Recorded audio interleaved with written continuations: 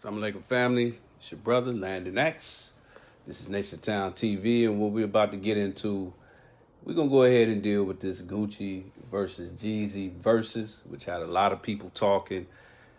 It brought up a lot of topics, but the interesting thing is that this so-called battle or versus between two rappers actually exposed all of us. It didn't really expose Jeezy, it didn't really expose Gucci, but it exposed us. And I'm going to get into that. Let's get it. I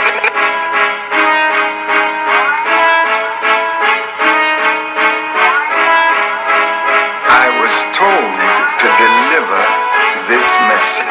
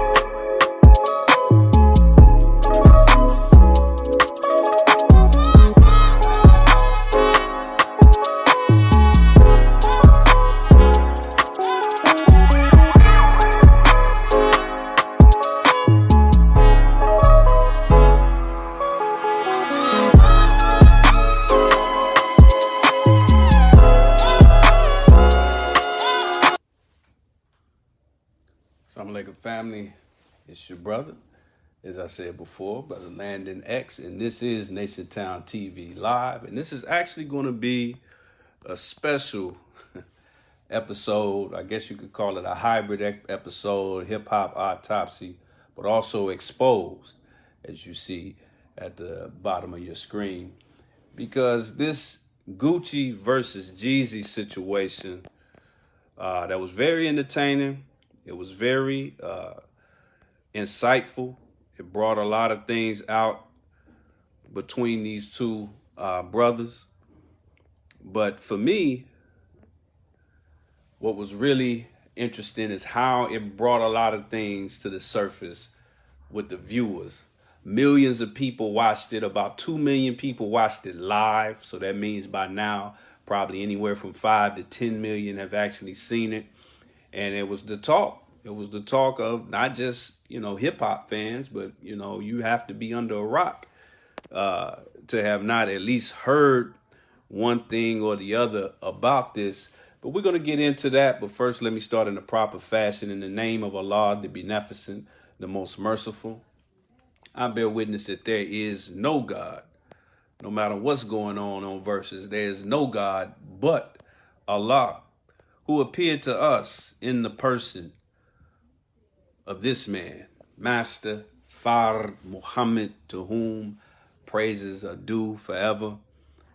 I further bear witness that Muhammad is his messenger, but to be right and exact, I must point out that the Holy Qur'an promises us in Surah 10, verse 47, as well as in Surah 16, ayat 36, that a messenger would be raised for every nation, not some nations, not a couple of nations, but every nation. And that messenger for us is, of course, the most honorable Elijah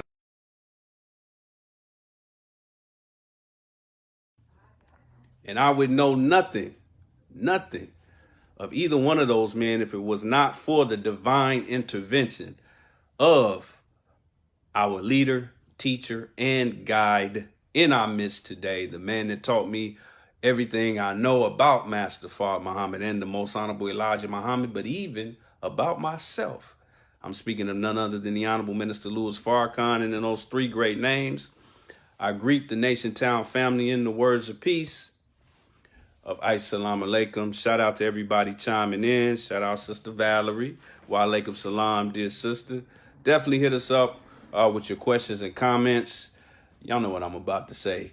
We ain't going to be on here long, but we're going to be on here strong. But let's get right down to it. Before we do that, I got to point out, got to deal with our sponsors. Our number one sponsor, brought to you by nationtownstore.com. Also, doforself.net. If you have not experienced the one-of-a-kind experience of doforself.net, make sure you do yourself that favor and hit up doforself.net. But I also want to point out today's Do For Self City of the Day. For those that don't know, what we do and what we try to do is that every Nation Town TV Live, we go to a random city, well, a kind of random city, and we do find a random business, black-owned business, and we give you the name and we give you the address. Well, since we're dealing today with two Atlanta-based rappers, the Do For Self City of the Day is Atlanta. But check this out. And I'm telling you, I didn't plan this. I just happened to be, sifting through my black-owned business treasure chest. And I found this. This is an actual company in Atlanta that's black-owned. They sell their own brand of apparel, and it is called Versus. So definitely hit that up if you get the chance, if you're in the Atlanta area. It's actually at 493 Flat Shoals Avenue. I used to go up and down Flat Shoals all the time. Atlanta, Georgia, 30316. And those are the hours that you can catch it open. And I promise you, that was 100% random. It just happened to be. It ain't no coincidences when it comes to Allah. But make sure you hit up Versus in Atlanta as we deal with this Versus event, if you will. And the thing about Nation Town TV and Nation Town in general that I'm proud of, so we have a very diverse viewership. It's not really a certain age group. We get everything from teenagers to middle-aged hip hop fans, people who probably grew up on Motown, whatever the case may be. So let me make sure that I'm not losing anybody who may not be a hip hop fan, who may not know what the Versus is. You should know what the Versus is. They had my girl Gladys going against Patti LaBelle a while back. But it's basically something that came up during this quarantine where established musicians and artists, predominantly R&B and hip hop, they clash based on their catalog. It's not like a singing competition or a rapping competition. It ain't like a battle rap match or nothing like that. It's actually them just comparing their catalogs. And it's really been a very positive and uplifting way of getting through this. It's one of the few highlights for some of our people through this quarantine. This quarantine has been a shock to the system for a lot of people. But I got to say, out of all the foolishness that the entertainment industry comes up with, this Versus is probably one of the best things that the entertainment industry has done. But when I heard about this particular competition, this particular Versus between Gucci Mane, who's also known as Guwap, that's kind of like his alias, and Young Jeezy, who now just goes by Jeezy. Knowing what I know about these two, I was a little worried because I know a little bit about the history. I consider myself a hip hop fan. I don't consider myself an expert, but I am a true fan. And I don't discriminate on types of hip hop that I listen to. If it's dope, I listen to it. And I'm very versed on these two artists. I consider myself a Jeezy fan, but I'm honestly not a fan of either one of them. A big fan, but I do respect both of these men. And I want to give you a little bit of background. The reason why I was worried about this one is because this is the one that everybody wanted to see. Every hip hop fan wanted to see. However, it was also one of the most controversial ones. Because this is how it went down. About 15 years ago, Jeezy had just came into the industry. He was a new rapper, but he was on fire. I mean, he was scorching hot. He was what I guess you could say NBA YoungBoy is now ×2. And then right after he came out, Gucci came out, but on the independent scene. And what really set off Gucci's career was a song that they did together called So Icy. Now, these two artists have a lot in common because they are both the pioneers. Well, they're definitely pioneers of the down south so-called trap music. The first artist to really put that terminology out there was T.I. And then he was followed up by Jeezy and Gucci. I guess you could say as far as trap music is concerned, you know, T.I., Gucci, and Jeezy are kind of like, you know, George Washington, Benjamin Franklin, and what's my other one? What's my other man's name? That's on the 20. It slips my mind right now. They was all slave masters anyway. But Thomas Jefferson. So they like the George Washington, Benjamin Franklin, and Thomas Jefferson of trap music. But after they did that one song together, there was a beef, there was a misunderstanding and a issue about the song itself. Jeezy wanted that song to be on his debut album because he was making a major buzz before his first album even came out. And he wanted that song to be on his album. He actually raps first on the song. So he felt like it was his song, basically. And since he had more of a buzz with him, you know, and the song took off and he was signed to a major label, he felt like it should be his song. Gucci actually, you know, owned the rights to the song. And it was always supposed to be him featuring Jeezy in the first place. So that's the way they went with it. And then that became a war of words, classic hip hop style between them on different mixtapes and songs. And then what really took it to another level is the fact that an individual by the name of Pookie Loke attempted to rob Gucci. Some say he was sent to kill Gucci. Nobody has any proof of that unless you know, were a part of that circle and now you snitching. And we're going to talk about that in a minute.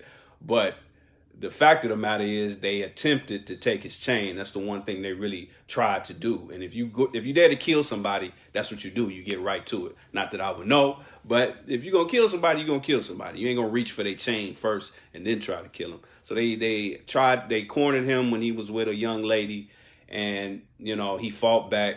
He got a hold to a weapon. You know, he shot in self-defense. This is Gucci I'm talking about. And this individual who went by the street name Pookie Loke was murdered. Pookie Loke was a part of Jeezy's clique, a part of his circle. Automatically assumed that Jeezy was involved and that he sent them to kill him. Jeezy did say in a song that he put out a $10,000 bounty, not on Gucci's head, but on his chain. He had a notorious Bart Simpson chain, because if you look at Gucci, he kind of looks like a black Bart Simpson. If you remember back in the 90s, they had them black Bart Simpson t-shirts. And that's kind of what Gucci looks like, you know, kind of, you know, making fun of himself. He had this chain of diamonds made out of Bart Simpson that everybody was very familiar with, as well as a So Icy chain. So those are the chains that they went to get. They failed, and the brother was shot and killed. And that just took the beef to a whole other level. Jeezy kind of, at that point, stepped away from it, probably for legal reasons, as far as the back and forth. Gucci never came off of it. He probably mentioned it on the majority of his albums since the incident to one degree or another. So this has been an underlying beef between them over the last 15 years, and it never went anywhere. It was so serious because of the murder situation that it was almost, people didn't even want to talk about it. It wasn't your typical kind of beef. It wasn't Cool Mo D, LL Cool J. It wasn't even Dr. Dre and Eazy-E. It wasn't Nas and Jay-Z. You had blood spilled over this. That's what started it. It wasn't even Biggie and Pac, because Biggie and Pac, unless you count Pac's shooting in New York, there really was no blood spilled, and there definitely was no life taken. So that's what kind of sent this to another level. So for them to do this versus, if you're looking at it optimistic, it was a good thing. But knowing their history, I had a feeling that not only would this be the first negative versus, but that the enemy, you can't fathom the depths of Satan. And you always have to consider third party law. And with black people, we're so emotional that 9 times out of 10, when we have issue with another black person, there's usually a third party involved. I'm talking about all of our issues, not just celebrities and rappers. There's always a third party involved that nobody's really paying attention to. And it's usually our enemy, or they're being orchestrated by the enemy. So I really saw this as a terrible opportunity for the enemy to really, juice this with negativity. And I really believe to this day that they attempted it. But here's what really stands out about me. It's not the back and forth about Jeezy and Gucci. It's the fact that I paid very close attention to the aftermath, the social media comments, the social media posts. And while people were probably expecting Jeezy to get exposed, some might even think he did get exposed. Some people were probably expecting Gucci to get exposed. At the end of the day, it was really us. It was really us that got exposed. Shout out to everybody chiming in. Brother Edward Muhammad, wa alaikum salam, Latrell Porter, wa alaikum salam, Soldier. Man, I love your energy, brother. That's a beautiful brother. One of our strong brothers at Mosque 27. Jerome Blakely, TC Alamu, Sister Khadijah, Muhammad Ali, wa alaikum salam. Make sure you hit us up, questions and comments. Also, of course, we got bills to pay. Hit us up. $ Nation Town TV. Show us some love. You can hit us with $1. You can hit us with a rack. We ain't gonna be mad at you if you go ahead and put that PlayStation 5 money on Nation Town. We will not be upset with you, but definitely show us some love. So what I'm gonna do real quick, if it be the will of Allah, family, I want to go over 5 things. Y'all know we've been doing a top 5 lately. I want to go over 5 ways that this Jeezy versus Gucci versus actually exposed us. It exposed us because, again, I paid very close attention. I surveyed all the reactions. And mind you, the reaction was across the board. It wasn't just, hip hop fans. It wasn't just, little wannabe dope boys, the ones you see walking around. It was fathers and mothers and grandpas and blue collar workers, white collar workers, so heavily entrenched in this and had so many opinions. I saw black folks literally seriously going at each other over this thing, almost as silly as we do with sports, probably even sillier, because we dealing with a situation where someone's life was taken. So I paid attention to that, and I realized that about 5 things were exposed. But before we get into it, I'm going to show you the very hostile situation, a moment where things almost went left. But I want you to pay attention based on the information I just gave you. If you're not familiar with this, for you that are familiar with this, you already know and you've already seen this. But also pay attention to what Jeezy said. Pay very close attention. Even pay attention to his body language. A lot of people had a lot to say about his body language. I'm gonna probably talk about that too. It ain't what it looked like. But I want you to pay attention. This is the part. Everything was normal up until this part where they were you know, going song for song, and everybody was anticipating coming up to this, is Gucci going to play a song called The Truth. That was the most explicit diss song from Gucci aimed at Jeezy that came out about 10 years ago, and everybody was wondering if he play that, it's going down. It's like, imagine Dr. Dre and Eazy-E, may Allah be pleased with Eazy. Imagine them doing the verses. Everybody knows that, hey man, if he played Dre Day, or if Eazy played nothing, real MF and G's, or the censored version is real Compton City G's, you know it's going down. So everybody knew that knew about this beef. But let's watch that moment when things got a little heated. A lot heated, very heated. To a bad occasion. I took the summer, keep you cold, and I know you still miss bud with you. I was screaming so icing was a neighborhood nigga. This AR is my backup, cause I don't need no nigga. Mustang hit with flock of set, let them guns drown, nigga. Used to ride the Birmingham with a lot of grounds, nigga. I'm just who I am, nigga, but I ain't span now, nigga. I know it's hard for you to sleep, knowing when you kill your homeboy. You left his son to be a bastard, won't even raise your own boy. Damn. Damn. Broke the internet. I tell you what. Put that nigga ass in the dirt. I tell you what. Smoking on Pookie Load tonight. I tell you what. I tell you what. This how we gonna do this. Send some more, I'ma send them the same way. In a box back to you. Are you doing too Free much kill. talking? Free Come on, kill. man. I tell you what though. See, when I even called you and extended this invite, my nigga, I did it as a real man. It's been 20 motherfucking years. 15 you still talking, years. Okay, well, how many? You still talking the same shit. You feel me? Still talking the same shit. Hey man, So you hold gotta on, take let me that. talk. Listen, Let me talk, my listen, nigga. Let me talk. Listen. Let me talk. I don't want to talk. I'm through talking. It's your turn to do the song. That's what right. are we gonna That's do? right. That's right. Are we gonna do some music or I fuck tell that you shit? what. I tell you what. My nigga, I tell you what. It go like this. When I extended the invitation, I did it as a real man. You feel me? Because I said told you hold on, straight let off me- the let me- dribble. let me- I told you off the dribble, nigga, we can't do nothing if it ain't street. If I can't perform the Okay, truth, we it's all can't do good. it. It's all It's good, okay. but let me Hey, say man. my piece. Let me say my piece. Take off. Let me say my piece. It's like this, bro. I extended my hand because I'm a real man. And the shit we came from in the street, dog, you seen it, we been through it, dog. 20 years. 20 years.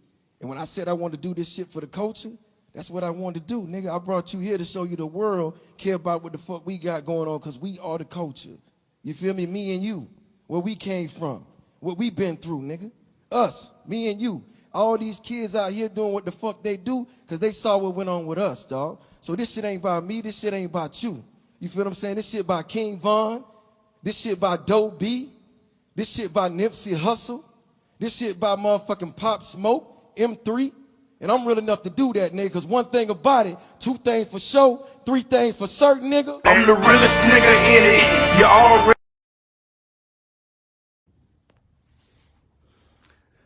Let me do a little bit translation for the non-hip hop generation of hip hop fans out there.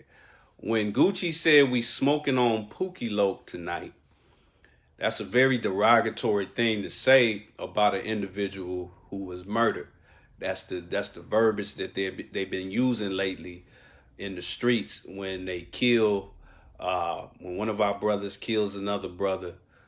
They'll even go on social media and go live and make posts saying we're smoking on, and then insert whoever that brother or sister's name was, you know, as if he's a bag of weed. They smoking on him, and that's the way they talk about someone that they murdered or that, you know, has been murdered. So that was an extreme and very derogatory thing for Gucci to do. As you saw, Jeezy's response, he really pointed out, because it was Jeezy that extended the olive branch, extended the offer to Gucci to come and do this and keep it positive. There's still some questions about what agreement they had as far as that song, because Jeezy had some songs where he said some things about Gucci and he never played those songs. But here's the thing. Here's the thing. The good news is this. There was an olive branch extended before this, and then they did something that was for hip hop fans who follow these two rappers, you know, they did something that was monumental. They went back. Remember, I told you their whole relationship started by, you know, doing a song together.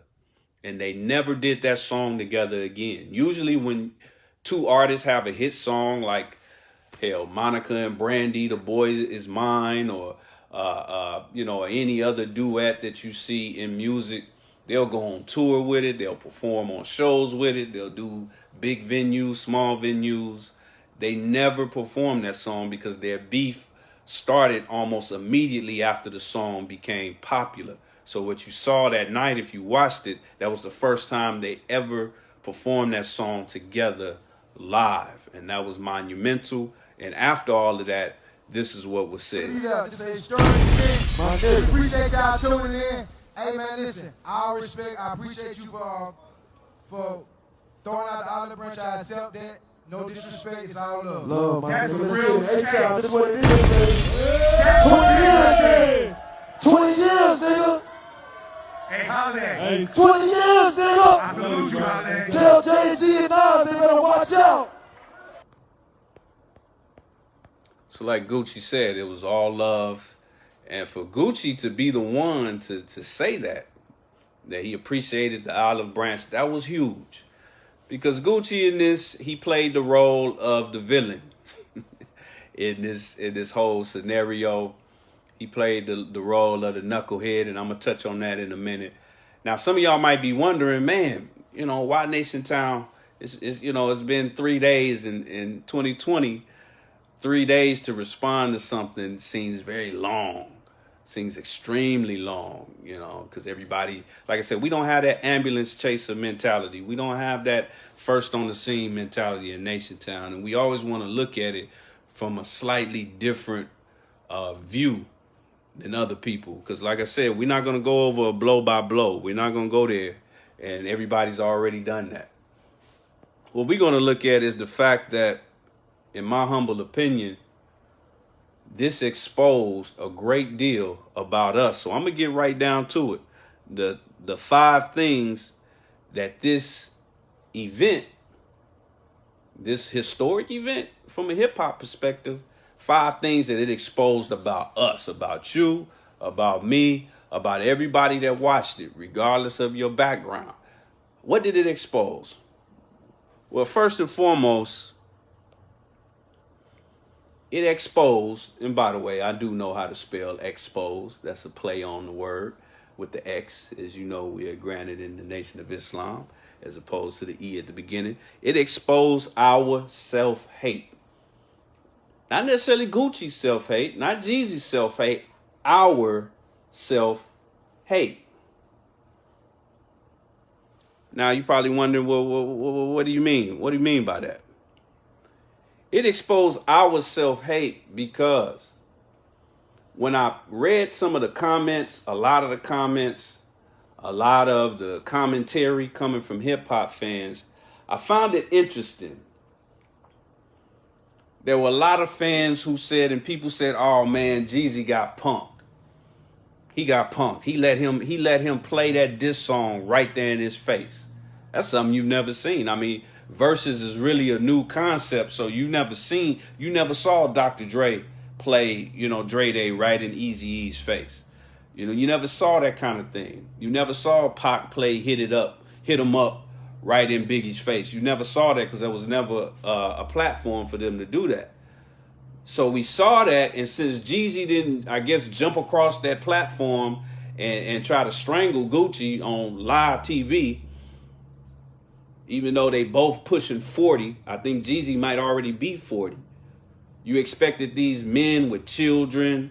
Gucci got a baby on the way. They both married. And I'm going to expose that in a minute as well. But these are both family men. You expected them to handle this like 2 20-year-old niggas in the club. So some people was like, oh, Jeezy got punked. Jeezy. Because it's so interesting how we have such a low amount of tolerance for each other. Such a low tolerance, not just for 2 rappers, but for our family, our black friends, black organizations, black concepts. We got a trigger emotional system. We easily triggered. We have no time for an olive branch, no time for thinking. We just feel like we just got to react and we got to do something. But it's interesting because we don't keep that same energy with our enemy. I mean, we vote, we celebrate, and we spend our money with amnesia. It must be amnesia. I'm trying to be nice to my people and say it's amnesia, because you must be voting with amnesia. Because we find ourselves voting for the same people who have done the most harm to us over the last 50 years. I ain't gonna say no names. I'm under instructions, but y'all know who I'm talking about. In a couple of days, it's going to be this so-called holiday or holiday called Thanksgiving, which is the celebration of a massacre of our native brothers. And what belonged to them was taken from them. And we're going to sit around with our mouths greasy, stomachs full, watching football, all happy. And you say, well, we ain't celebrating. Okay, well, do that every day then, if it ain't about Thanksgiving. But if you only are doing that on Thanksgiving, because there are some families in the South. I found out in the deep South, there are families who have a special family dinner every last Thursday of the month. That's a thing in the deep South. But most black people, they don't have a dinner like this until Thanksgiving. Look at the forgiveness. And then as Nation Town and myself, we always remind you, we spend 98% of our expendable income with the same enemy that we're constantly crying to, that we recognize as our oppressor. But that don't stop us from putting money in this spot. Jeezy said that he couldn't even listen to that song So Icy that they both made. It was one of the key components that set both of their careers off. Jeezy was already hot at the time, but that song just made him hotter. But he couldn't even listen to it because of their beef. I'm talking about in his own personal time. If the song came on, he had to cut it off.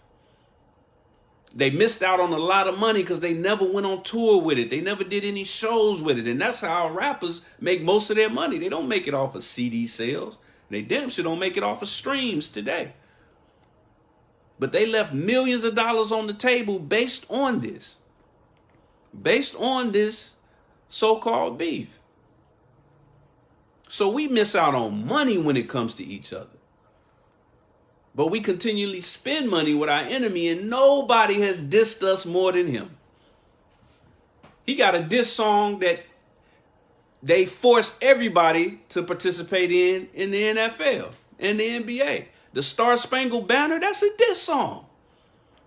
That's a diss song to the Aboriginal. It's a violent diss song. They even had to cut out, they even had to edit a bar from that song. Our brother Colin Kaepernick pointed that out. And the Honorable Minister Louis Farrakhan pointed that out. They had to edit that song. The bombs bursting in air. They also had a part in there that talked about slaves and the Native American people.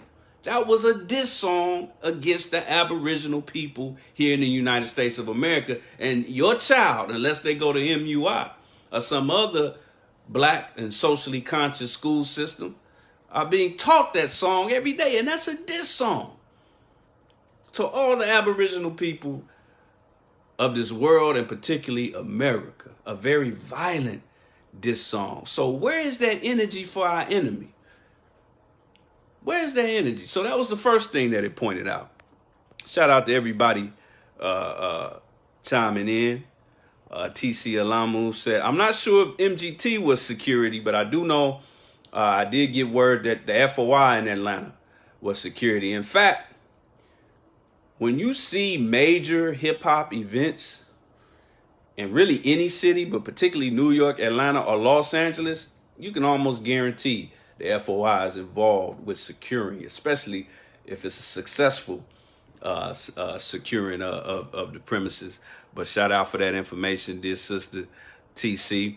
But so that's the number one thing. It exposed our self-hate. Everybody was a gangster after this verses.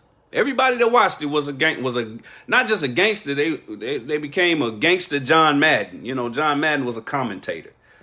He did the play-by-play. Everybody was a Stephen A. Smith of gangsterdom. Oh, Jeezy should have did this. Oh, he got punked. But I mean, everybody, all these lames on the internet, suddenly a gangster, giving gangster commentary. But where was the gangster commentary for our real enemies? I'm still waiting on it. You about to pay them this Friday. You about to be standing out in the cold outside of a Best Buy or a Foot Locker or a Macy's or one of this devil's establishments, waiting to give them all your money, despite the fact that's the Illuminati that you watching on YouTube all the time.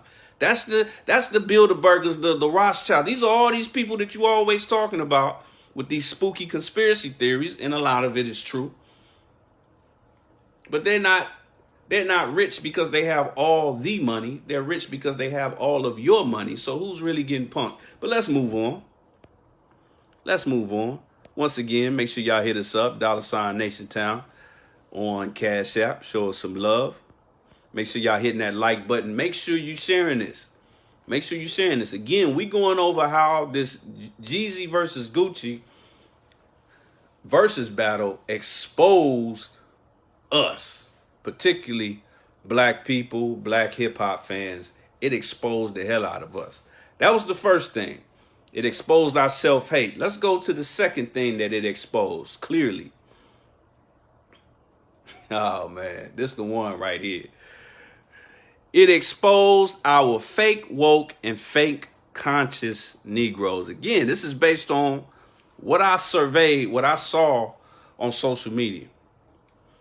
I saw Muslims, self-proclaimed Muslims, all types, Orthodox, Nation of Islam. I saw self-proclaimed Hebrew Israelites, self-proclaimed Moors, self-proclaimed Christians, self-proclaimed spiritual Negroes, talking like straight savages. I mean the bow tie, the headpiece, the kufi, the jalabia, the fringes, the fez with the tassel, the sage, all of that just flew right off.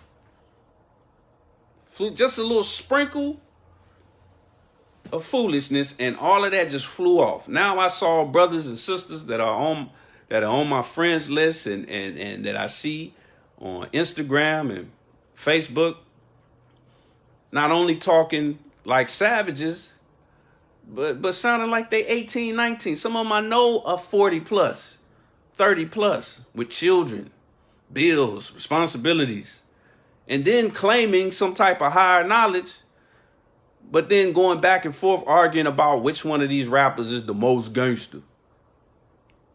I couldn't believe what I was looking at. Because I'm going to be real with you, the speed, please listen. The speed in which your religious ideological costume comes flying off. Whenever you get in an argument or a difference of opinion, the quicker your religious or philosophical costume come flying off, that's the measure of what you are as far as that's concerned. The measure of my Islam as a believer, as a follower of the most honorable Elijah Muhammad and honorable Minister Louis Farrakhan, is how quickly do I take this bow tie off and throw it across the room at you after we have a disagreement, or after I feel like you've done something negative to me. How quickly does it come off? If it comes off immediately, then I wasn't much of a Muslim. If my fez comes off immediately, then I wasn't much of a Moor. If my fringes come off immediately, I wasn't much of a Hebrew Israelite. Because if you spiritually grounded in any kind of way, that means you grounded. That means you on your square. Can't no little emotion, a little feud between two rappers that you don't even know can knock you off that square. But that tells you who we really are. So I thought that was interesting how you had Muslims, you had Moors, you had Hebrew Israelites, you had Christians. I mean, all the so-called spiritual sisters was throwing their sage at each other. Dashikis coming off over these two rappers who you'll probably never meet or never really know. And who knows? Like I said, you can't fathom the depths of Satan. You don't even know if Satan himself set both of them up to do this. If this is just the last the last part of their contract, a contract that was probably executed 15 years ago, and they just fulfilled the last year, the last part of that. I mean, you can't fathom the depths of Satan because they're scientists and they manipulate us with our emotions. So that was the second thing. Our fake woke and fake conscious Negroes you couldn't tell the difference all of a sudden. You know, when you go on social media, you can usually tell, okay, that looks like a street Negro. Okay, that's a so-called Muslim. Okay, that's a Moor. That's a this, that's a that.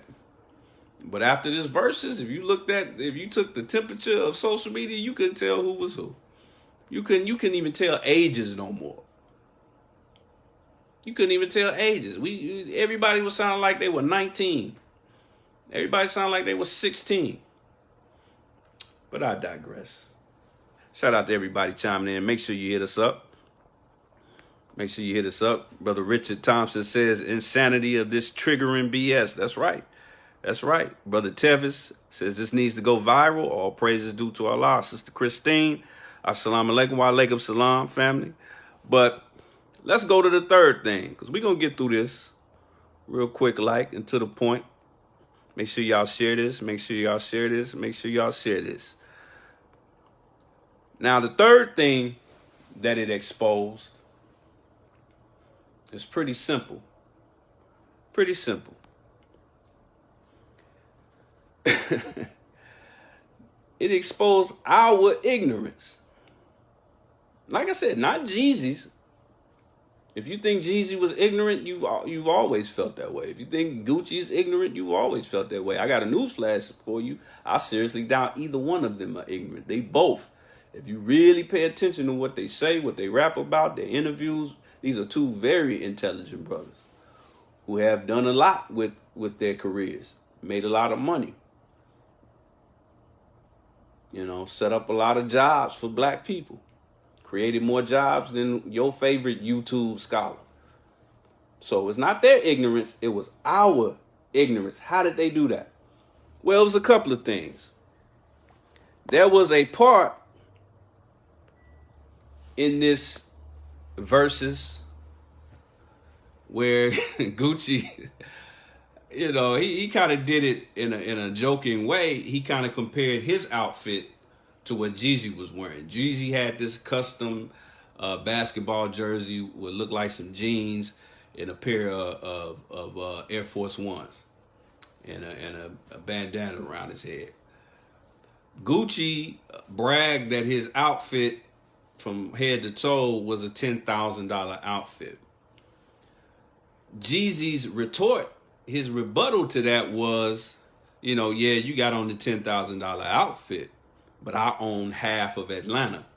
Now, of course, that's hyperbole, but he's insinuating that he has a strong real estate portfolio. He owns a lot of property, a well-propertied man, as they say. So that obviously came back as a strong comeback, a real grown man comeback. Yeah, you walking around with this, you know, weirdo European man's name all over your body, and you paid $10,000 to wear a white man's name on your back. Cool, but I'm owning land. And those of you familiar with the teachings of the Most Honorable Elijah Muhammad and the guidance of the Honorable Minister Louis Farrakhan, you know that is a top priority. That must be a top priority for the Aboriginal people, to own land. So it really came off like a cold little comeback for Jeezy. So here's what we did. Some of the fans who, you know, were cheerleading for Gucci. There was a lot of cheerleaders involved in this. Grown male cheerleaders with facial hair and Rick Ross beards and pot bellies and 4 or 5 children that they may or may not take care of, sitting up here cheerleading for these two rappers.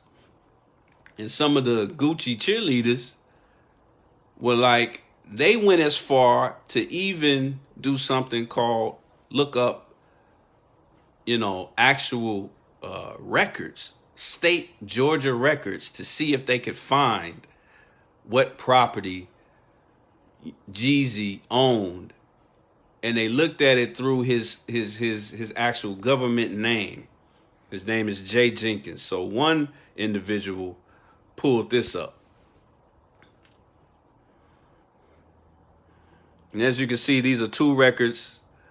Like I have access to one of these sites called Property Radar. It's another one called Foreclosure Radar. So I'm assuming this is state records that they looked up. And they looked up his government name, Jay Jenkins. And they found these two properties. So they used this as a means of, I guess, making fun of Jeezy, saying you were bragging about all this real estate. But I looked it up and you only own two properties.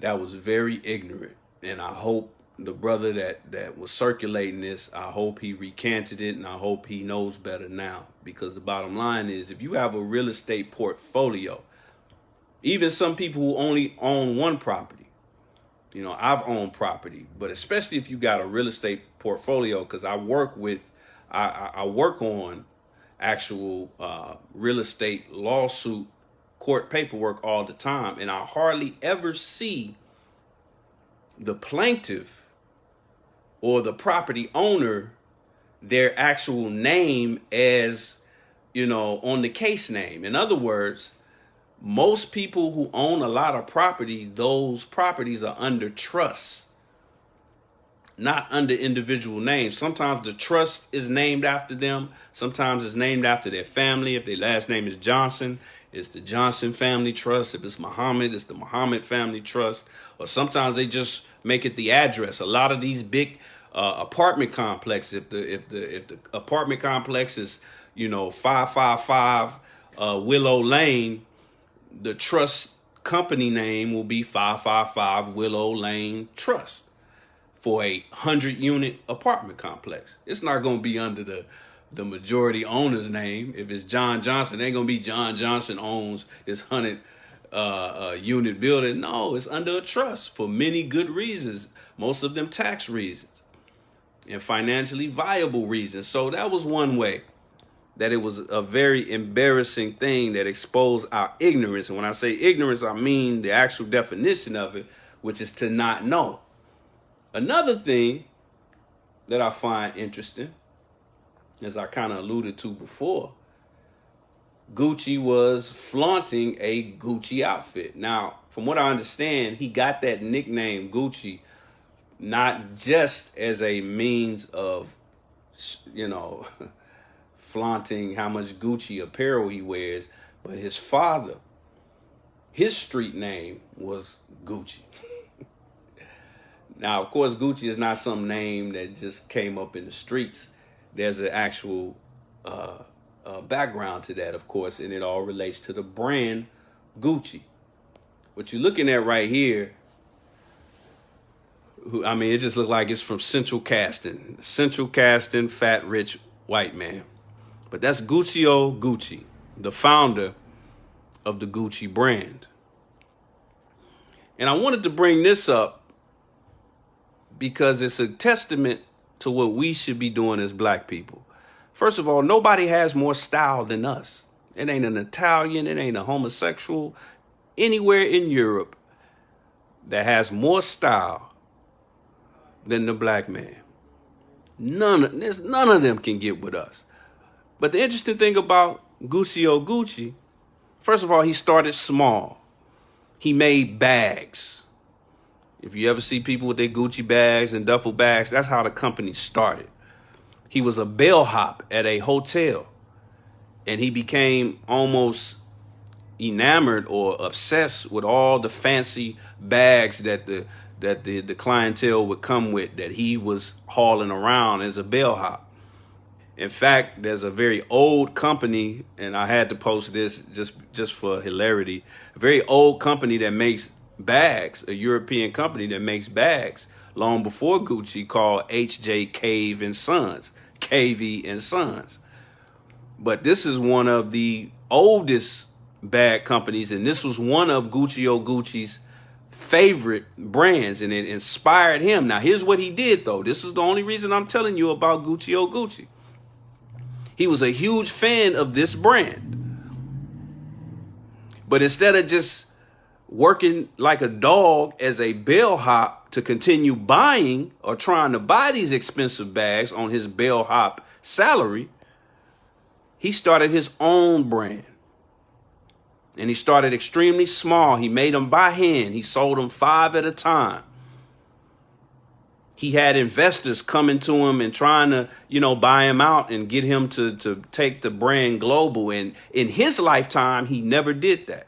It wasn't until he died in 1953 that his sons took over the company and made it a global brand. But even now, Gucci, you just ain't gonna run into Gucci just anywhere. You have to get, authentic Gucci from boutiques and whatnot. You ain't gonna find it at Walmart. You ain't gonna find it at every Macy's or every department store. But my point is this: instead of, he was inspired by another brand, but instead of just spending his rent money on that brand and spending all his money on that brand, he started his own. Not because he was some master with a sewing machine, but because he just liked what he saw with this company, so he started his own. Most of y'all watching have never heard of this company, but because this man started his own, he actually eclipsed the company that inspired him. So that's a message to all of us who, we work hard, we get out, we get some money, and I want to buy all this Gucci, all this Versace, all this Polo, all this kind of stuff. And you black or Hispanic, Aboriginal, don't nobody have more style. And we set the trends, the real trend. You want to know what white European style really looks like, fashion style? Pay attention to those white fashion shows where some 80-pound white boy walking down a runway with a trash can on his head, wearing a tutu with one sock on, and a teddy bear in one hand, and a Nintendo controller in the other, just the weirdos. That's their style. That's really them. But that's like a concept that they just kind of throw out there to see what people are going to say. But that kind of stuff you never see in stores. They always bring it back down to earth on something that they know we will wear and that we will spend all our money on. But that's real European styles. They don't have style. We take their clothes and we make it look fly. We make it look fly. So you can't tell me that we can't do the same thing. So I wanted to point that out. But one more thing I want to point out about how this exposed our ignorance. I want to talk about Gucci for a minute. Because like I said, Gucci did a good job. He's done a good job in his entire career painting himself as Mr. Dope Boy. I don't doubt that he sold dope before.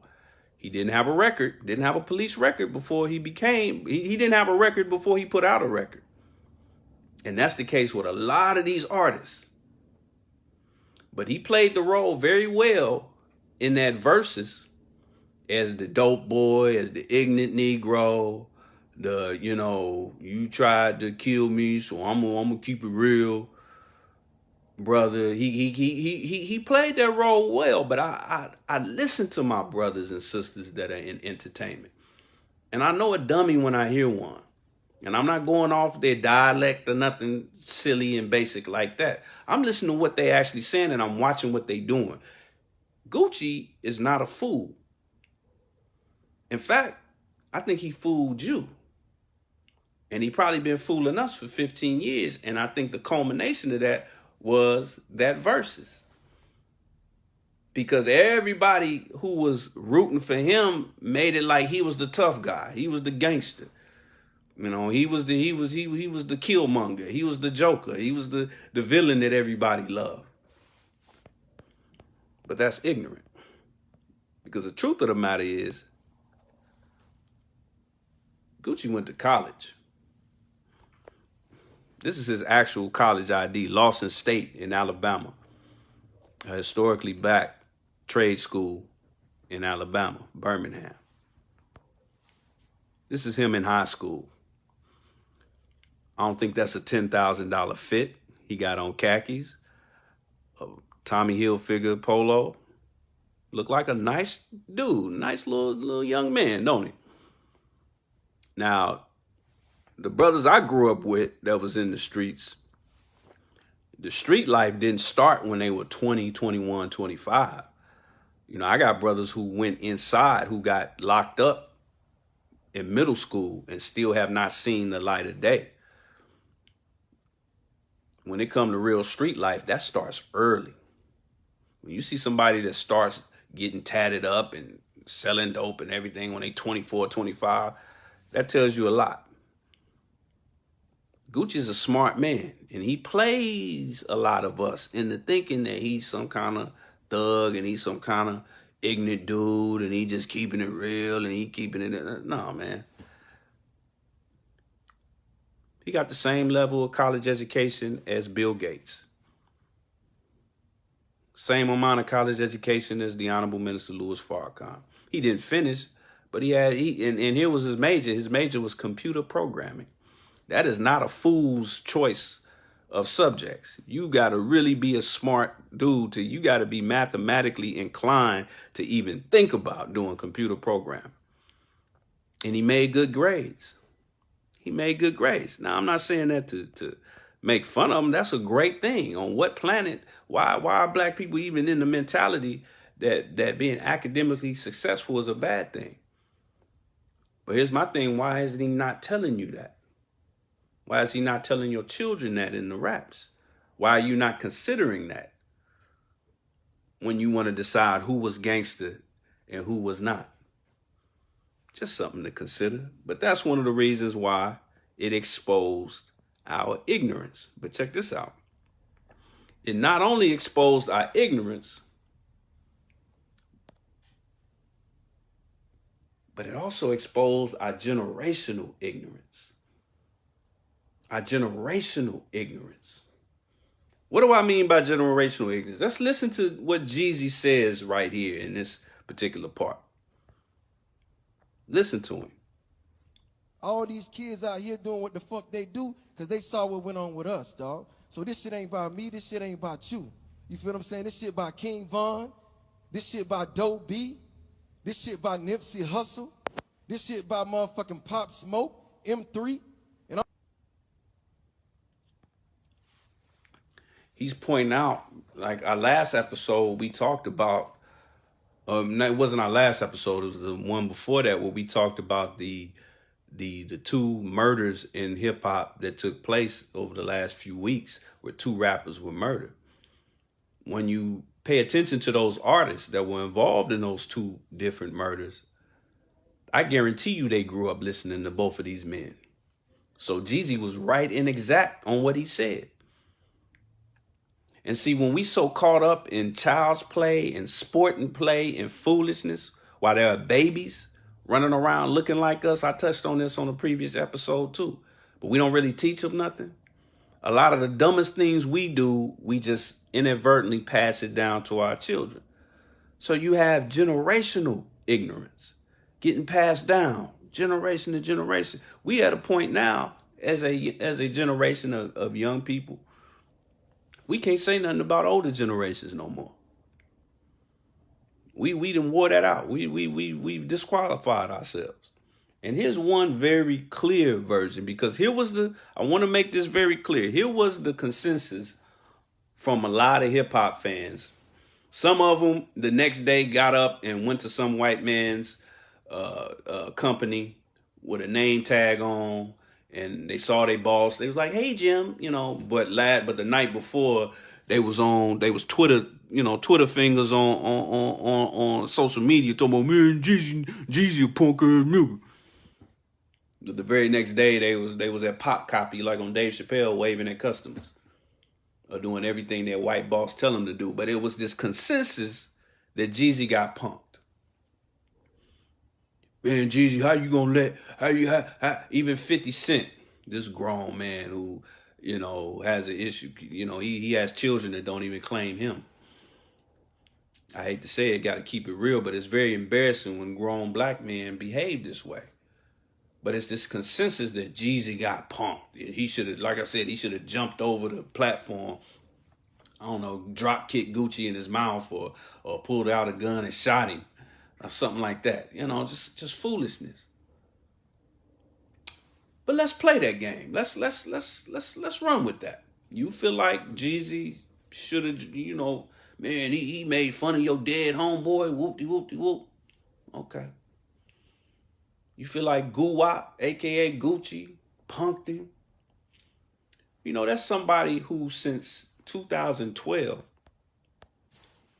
has been punking every black person since 2012, making a mockery out of an entire group of people in an entire country since 2012. This caveman right here has been goo-whopping black people for 8 years, almost a decade. Like I explained, Gucci got up there and said, you know, we smoking on Pookie Loc tonight. That was a very derogatory thing to say. But let's not act like we didn't know Trayvon Martin. For those that don't know, this is George Zimmerman, the man who murdered our brother Trayvon Martin. Let's not act like we wasn't tripping over Trayvon, because we was all up in the streets with our picket signs. Black Lives Matter, please stop killing us. So we cared. But did he care? We all know that Trayvon had nothing but a can of Arizona tea and some Skittles on him. But look at this.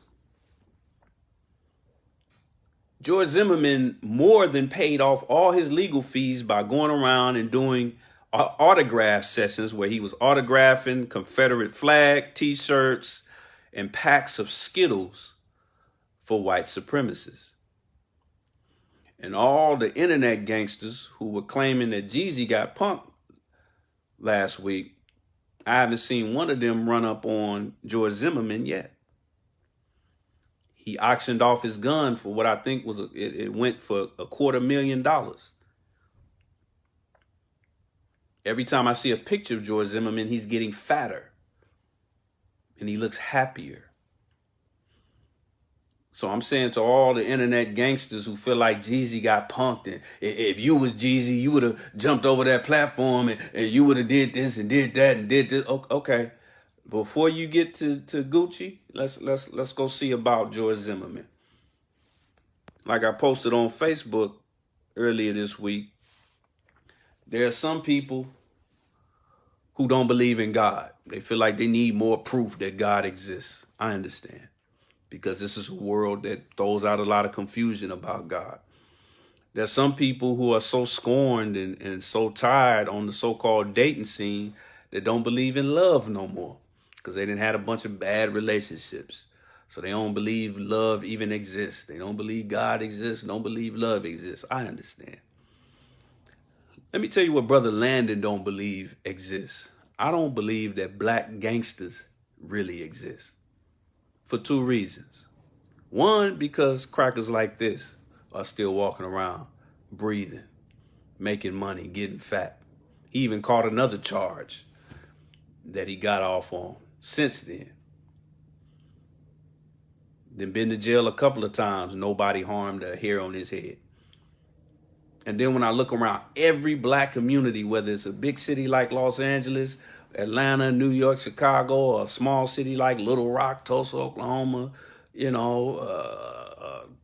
Grand Rapids, whatever, Gary, Indiana.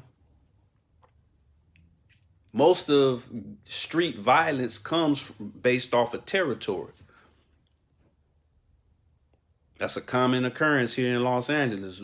A black man walk down the wrong street, somebody going what they call bang on him. Where you from, homie? Where you from, cuz? Where you from, blood? But you go to any black neighborhood here in America, you're going to see a Korean or some white person that owns property on every corner, and they making money hand over fist, selling liquor, selling swine, selling trash food, selling pornography, selling guns, pawn shops. Who's banging on them? So based on that, just like some of y'all don't believe in God because some of the stuff in the Bible don't make sense to you, or you don't believe in love because, these niggas ain't and these women ain't. Okay, well, these black gangsters ain't as far as I'm concerned, because you got occupiers on every corner in the black community, and you got devils like this still breathing. So I don't believe in black. Some people don't believe in Santa Claus, the Tooth Fairy, dinosaurs, leprechauns. I don't believe in black gangsters. So y'all can miss me with that.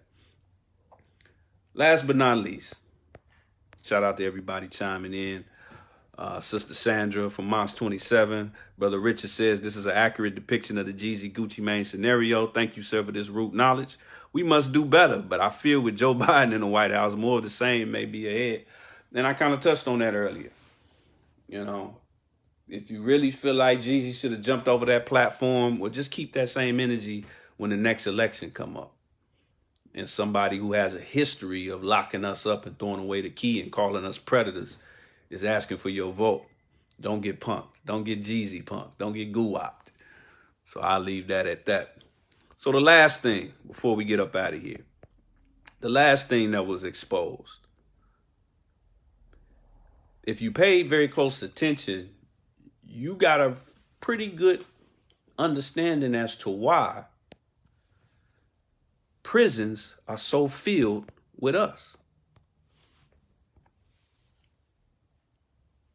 You saw firsthand. If you didn't know nothing about black people, and you probably had it in the back of your mind, why are there so many black people in prison? We only 13% of the population, but we 60% of some prisons.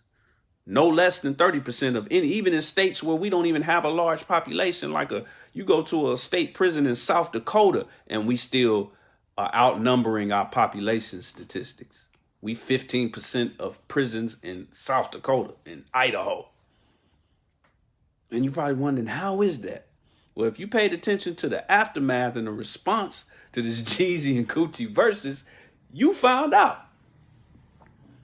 Now, let's talk about the obvious reason why the prison industrial complex has exploded and has been a problem amongst us. Of course, it was the crime bill. Of course, it was the prison industrial complex, the industry of prisons being built faster than schools. All of those things absolutely contributed and was the key aspect of it that really, pushed it over the edge. But there's a couple of other reasons that we don't talk about in our community as to why our prisons are so packed with us. Look at this chain gang that you're looking at right here. All black. Prisons are not really segregated. But this particular chain gang, almost all Aboriginal. I think I see one white boy. I'm going to tell you a reason why our prisons are so packed with us, and we're going to get up out of here, and we don't really talk about it.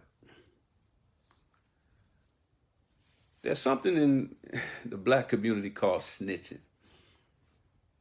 Now, in my humble opinion, and a lot of brothers and sisters who are involved in the street life agree with this opinion, because I really got this opinion from brothers and sisters that I know that are in the streets. I don't think that snitching is just talking to the police. Snitching is talking to the police when your hands are just as dirty as the person you snitching on. You in the same industry, even if you're not directly involved with that particular crime. You sell dope, he sell dope, and you give the police information on what you know he did. That's snitching. If you a taxpayer, you just somebody trying to get by. And the majority of black people in our communities are hard-working, non-gang affiliated taxpayers.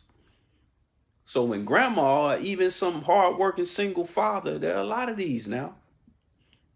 Don't let BET fool you. It's a lot of hard-working, everyday black people who don't get involved with any foolishness. When they see something and they say something to the police, that's not snitching to me. But it's all of these brothers and sisters who y'all look at and y'all think are so gangster, they so hood, they so reputable. Oh man, that's little so-and-so and so-and-so from so-and-so block. Yeah, and he was doing a whole lot of so-and-sos in the interrogation room too, giving all the so-and-sos, all the names, government names, middle names, cousins' names. Because a lot of these so-called thugs and so-called gangsters that we think are so cool, when they go down to the precinct, it turned into an episode of the First 48. There's a lot of snitching going on. Now, why am I bringing up snitching? Because social media turned into the First 48 after this versus. It turned into the First 48. And those who watch First 48, you know it is a snitch circus. Let me tell you a secret about police officers and detectives. Y'all ready for this? This is groundbreaking information that most black people apparently don't know. They're not that good at their job. They not. Don't let these movies fool you. It ain't no Columbos and Dick Tracy's in real life. They just not that good. They not that good. A lot of them are boneheads. They're not that good. They lazy. They're not good at their jobs. They really don't care when it's us that get killed. So they don't really put a good foot forward. The only saving grace for all of these police precincts is that they know how to get information, not from everyday people. It's actually the taxpayers who are not involved in any way that keep their mouth closed the most. It's people that are actually involved in that life that do all the snitching. That's why. That's one of the key components as to why the prisons in your state, no matter where you are so filled with us, people and brothers that look like me. I was blessed to be able to speak a couple of times at Lancaster State Prison here in California. And I really enjoyed it. Those brothers had great spirits, but that whole time, both times I spoke to them, it was like 2 hours each time. But when I was blessed to speak to them, representing the Nation of Islam in Mosque 27, it was breaking my heart the whole time I'm looking at these brothers. Because they were young, they were full of energy and vitality. And I know 80% of the brothers sitting in front of me, in both of those situations, somebody snitched on them. Somebody who like to call themselves hard and call themselves a gangster snitched on them. Not somebody grandma, not somebody's uncle who work at the gas station or work down at the plant or work at, no. Little so-and-so loc. Little so-and-so from so-and-so block snitched on.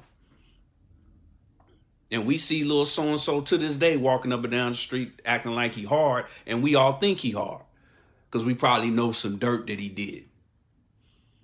But he's a snitch. It's a lot of snitches. But then the funny thing is, on social media, you had all these people who talking gangster, but they went into so much detail about what they think happened. I'm going to say it again, what they think happened between Gucci and Jeezy. So-and-so did this, went there, killed this person, said this and did this, giving all this free information.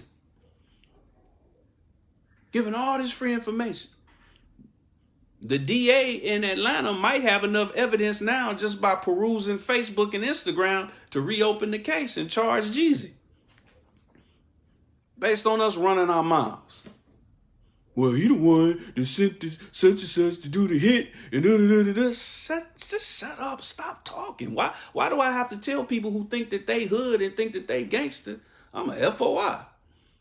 I was never gang affiliated, but why do I have to tell you to shut up?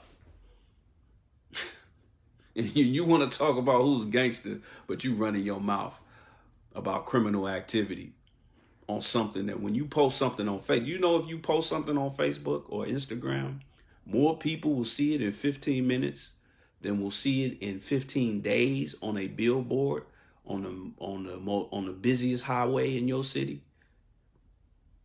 One post on Facebook, even if you ain't got that many followers, more people will see it in 15 minutes. Think about it. Last time you were zooming down the highway, when was the last time you looked up and read an entire billboard? You don't. How often do you read a whole post on Facebook? Every day, all day. So if we're going to have that stop snitching culture, well, that especially goes for those of you who like to play John Madden and Stephen A. Smith of the streets and trying to say who's gangster and who's not. I tell you who's not gangster. Those of us that are on social media all day playing First 48 about events that you know nothing about. And I'm going to leave that where it is. Another thing that it exposed, as far as how so many of us are in prison, it exposed the lack of maturity amongst a lot of us. One of the worst things you can do is let your enemy know what can make you fly off the handle, what can make you lose your composure. And based on what I'm reading on social media, everybody has an easy trigger, an easy button on their lapel that can trigger them immediately. That's how a lot of brothers get locked up as well. Spur of the moment, somebody disrespected them. They didn't like the way that nigga looked at him. Mind you, George Zimmerman's still walking around getting fat, but that brother looked at you wrong at the swap meet, so you domed him. You put a hole in his head. So we don't have any control over our emotions. And then lastly, another thing, everybody was talking about two grown men's money. How much money Jeezy got? How much? I saw somebody post their net worths and all this. They got something in the streets called pocket watching. Pocket watching. That's how a lot of brothers get locked up. They pocket watch a brother. Oh, he look like he got money, and then they rob him. Turns out the brother, all the money the brother got is what you see. It's in that car. It's in that jewelry he got on, and that $10,000 outfit, and then he got $15 in his bank account.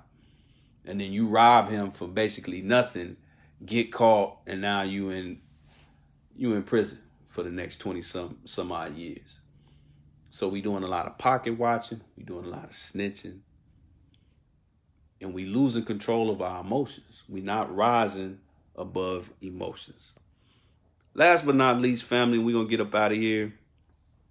Speaking of rising above emotions, one thing that was very clear, and I'm so proud as a believer and a student of the Honorable Minister Louis Farrakhan, that the last two biggest events in hip hop, the last couple of months, directly tie to the Honorable Minister Louis Farrakhan and the Nation of Islam.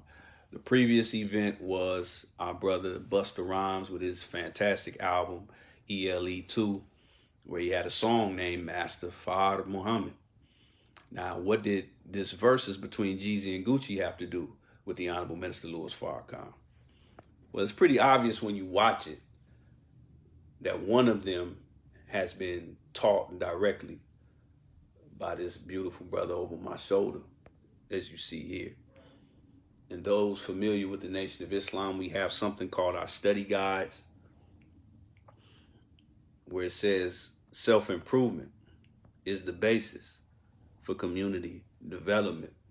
Study Guide 18 deals specifically with rising above emotion into the thinking not of a nigga, not of a gangster, not of a thug, not of a stepper, not of a real nigga, but of a God, which is the true nature of the Aboriginal man here in the hills of North America. And we also just passed the 25th anniversary of the Million Man March. And like I said, I got to point out how disappointed I was to see supposedly conscious Negroes or woke Negroes, many of which were either sympathizers of the minister or actual believers in the Nation of Islam, playing that childish game of which nigga is the biggest nigga. When you have this teaching, when you call yourself conscious or woke, the Million Man March, what it really accomplishes is that it set out a blueprint that we should all duplicate on a daily basis in our own individual lives. That's exactly what Brother Jeezy did. He had a micro Million Man March right there on that verses. They atoned. He went through a hip hop version of atonement right there in front of 2 million people live.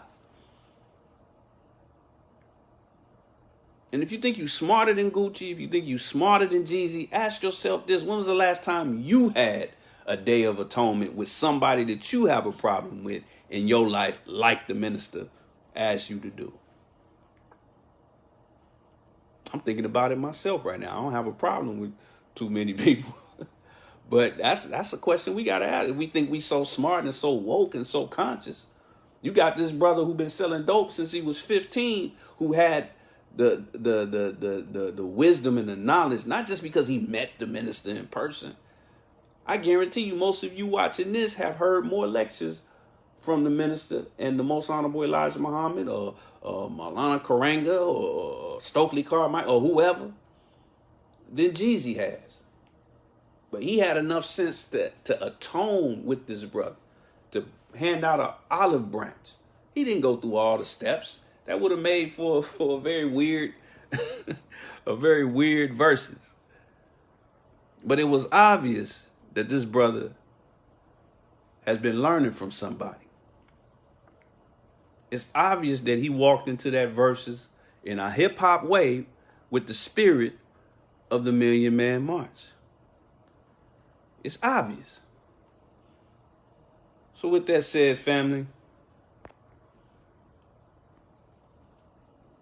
let's make sure that our bow ties are on tight, our headpieces are on tight, our fezzes are on tight, our fringes are on tight, your dashiki is on tight, your sage is tight in your hand. Whatever it is you claim, your cross around your neck is really on tight, meaning that you really live in that life, that you're really about the life you claim. Okay, Jeezy claimed to be a gangster. Okay, Gucci claimed to be a gangster. But what do you claim?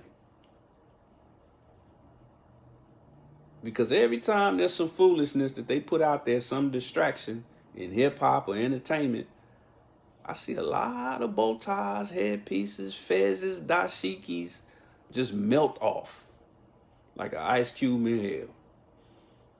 So just something for y'all to think about. I thank you for y'all time. I'm hungry. I'm about to shut this down. I've been out all day on the blacktop with our people. We had a beautiful food giveaway on what we call here in LA the East Side, 103rd and Wilmington. Shout out to all the people who enjoyed that and got that free food, free turkeys. Beautiful situation, as well as the Peace Ride Sunday. Shout out to our beloved Western Regional Student Minister Abdul Malik Saeed Muhammad. No matter what you believe and what you think you know about Thanksgiving, a lot of us will be traveling or will be around family. Be safe. Coronavirus is real. And, keep our indigenous brothers and sisters in mind, whatever you do. And Friday, let's not, in case I don't talk to you before Friday, let's not fund our oppressor. Don't get punked. Don't get goo-wopped by your real enemy. So with that said, I'm your brother Landon X, and I'm going to leave you as I greeted you in the words of peace.